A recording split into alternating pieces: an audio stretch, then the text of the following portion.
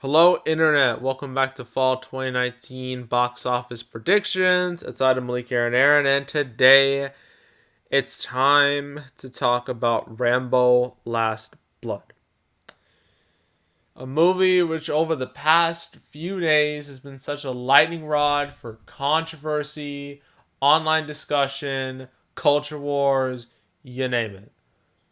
And in all honesty, it's so stupid that I could just ignore it, but I can't. So I'm just gonna give you the abridged version of what's going on with this. So here we go. A couple days ago, the reviews for Rambo: Last Blood came out. They weren't very positive. In fact, they were quite negative. The reason why they were negative is because the movie didn't follow a certain political ideology. Many people were saying, "Oh, this movie is racist, it's xenophobic, it's misogynistic, it's overly violent, it's not progressive, it's not PC, it's a Trump lover's fantasy." Like all types of stuff. All types of buzzwords that have been thrown around so much that they don't mean anything anymore. And you can literally just find all of these. You can literally just look up, just Google Rambo Last Blood, and you will just see article after article after article. And just in the title, you can just tell what these people really think. They're not being vague about it at all. And honestly, like this whole thing is around this movie is so dumb because people are saying it's overly violent. Like, this is an R-rated movie, not a G-rated Disney film. What did you expect? You think Rambo was just gonna be all nice and be just a person who just doesn't want to be violent? Pfft, please, come on. I mean, I don't remember so many people bitching and moaning about John Wick like what 4 months ago when he was shooting up people. I didn't see anyone complaining about that movie being overly violent, and that movie was a blockbuster. So why are you complaining about Rambo? And sure, I haven't seen Rambo Last Blood. I'm probably not going to. From what I've heard, the violence is like, compared to John Wick, the violence is like up to an 11. But I've seen movies with extreme violence and I'm not even bothered by it. So the people who are saying this is overly violent are just a bunch of overly sensitive people who never even should have saw this movie in the first place because this movie's not for you. Okay? And the other people are saying this movie's racist and stuff. Like, here's the thing. Most normal moviegoers will not care. Okay, they do not care about what you have to say because the moviegoer should be able to make decisions on their own. They should be able to form their own opinions. Right? They don't have to listen to you. They're not required to listen to you. Especially if you're saying stupid stuff like that. And the fact that I don't like being political at all because it just leads to a, ugh, a whole lot of problems. But the fact that a lot of these critics are just kind of saying, "Oh, all Trump supporters, all MAGA supporters are all in the same boat. They're all horrible, racist people. They all belong to the Ku Klux Klan or some garbage like that." I'm like, that's not true. You're just grouping people together. That's bad. You shouldn't do that. And besides, I thought we weren't supposed to label people. I thought labeling people was bad. Like, you clearly don't follow your own logic. And the reason why they're saying, racist stuff about it, I'm sorry I'm going on, but I'm sorry this is going a little longer than expected, but I have to talk about what they find so racist about this movie. And what they find so racist about it is its depiction of the Mexican drug cartels. Because the plot of this movie is that Rambo's niece gets kidnapped by Mexican drug cartels, so Rambo has to save her and kill the bad guys. Standard action movie plot. But they're saying, "Oh, it's such a negative stereotype, like, about Mexico. Like, Mexico is not this bad. Mexico doesn't have this much death." And I'm like, buddy, a quick Google search, just type the words Mexico death rates, and you're going to see a completely different story because the death rates there are very high. They're high to a scary degree. So the fact that they're saying, "Oh, Mexico's not that bad," that's just not true. Like people like these Mexican drug cartel type guys, they exist. All right? So stop pretending that they don't. People like that exist. Okay? So after all of that, let's get to the pros and cons of this movie.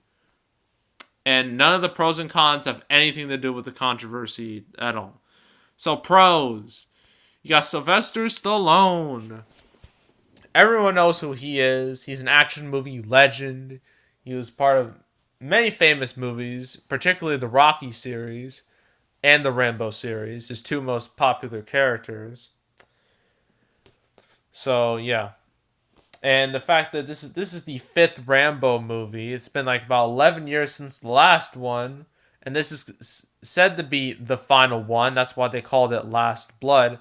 That finality aspect could help this movie appeal to longtime fans of the character. And another positive is that this movie is clearly not aiming towards millennials. It never aimed towards millennials. So, and a lot of the people I think who are complaining about the violence are millennials. So if you are complaining about this, shut up because this movie was not made for you. You're not the prime demographic. It's made for that older audience, that 40 to 50 to 60-year-old audience, which has been kind of underserved in Hollywood because, you know, the prime age range for moviegoers is like 18 to 24, and that's where a lot of movies focus on that age group. But older moviegoers still go to the movies as long as the movie looks appealing. I mean, look at a movie called The Mule from last December with Clint Eastwood. Despite pretty much no one really talking about it, it silently became a hit. So theoretically, the same thing can happen to Rambo.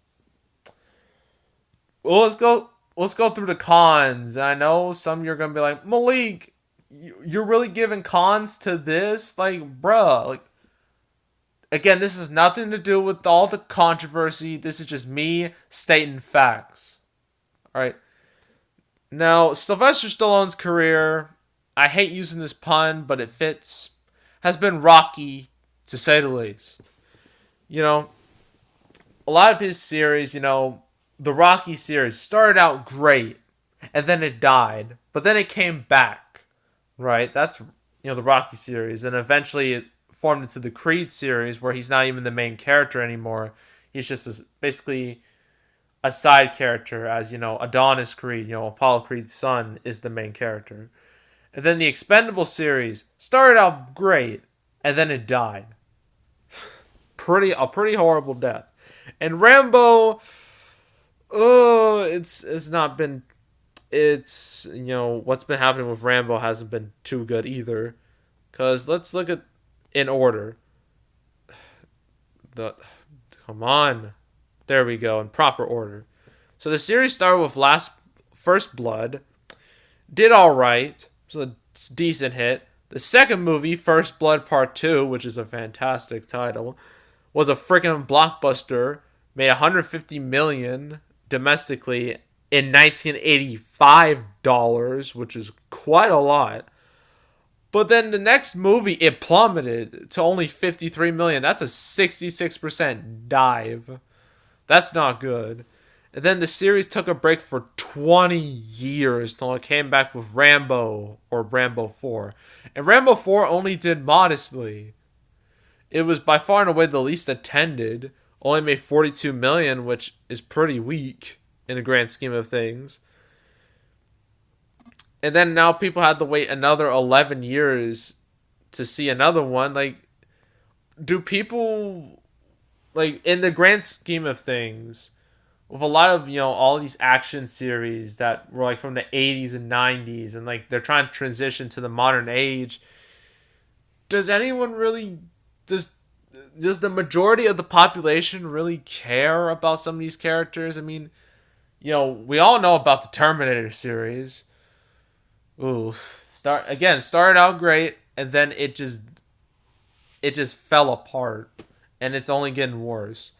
Same thing with Die Hard. It started out great, and then as time went on, the series just dipped in terms of not just quality but box office.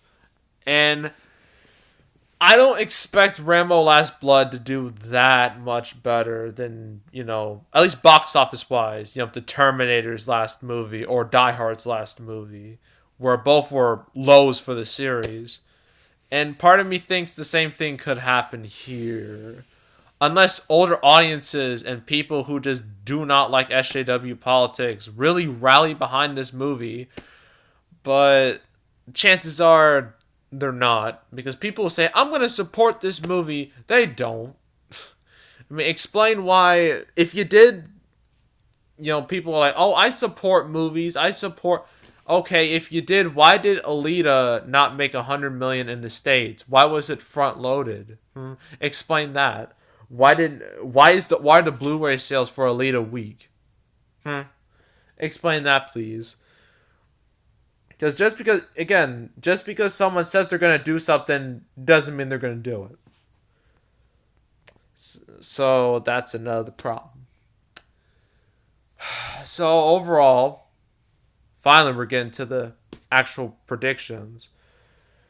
It's likely gonna open between 15 and 20 million, around the same level as Ad Astra.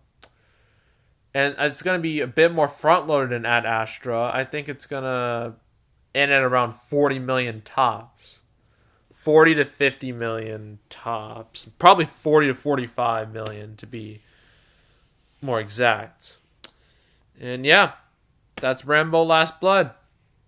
I know this was longer than expected, but don't blame me. Blame all those stupid people saying stupid things about the movie. So, yeah. That was Rambo Last Blood. Next up, we got Abominable. It's been a while since we covered a kid-friendly movie, and I'm kind of glad we're getting back into that because I don't want to... Oh, wait, never mind. Joker's the following weekend, so I'm going to go right back into controversy. But until then, we're doing Abominable, which could do alright, but I don't have high hopes for it. So yeah, that is all. Make sure to subscribe, like this video, leave a comment. If you want to go check out some previous predictions I've made, have a couple of playlists, summer, two playlists for that. Blockbusters, not blockbusters, and now I'm currently doing fall predictions. Then I'm going to do holiday and winter and so on and so forth. Still gotta do this whole summer recap. It's a lot, but hopefully I'll get through it. Yeah, so that's all, and I am out.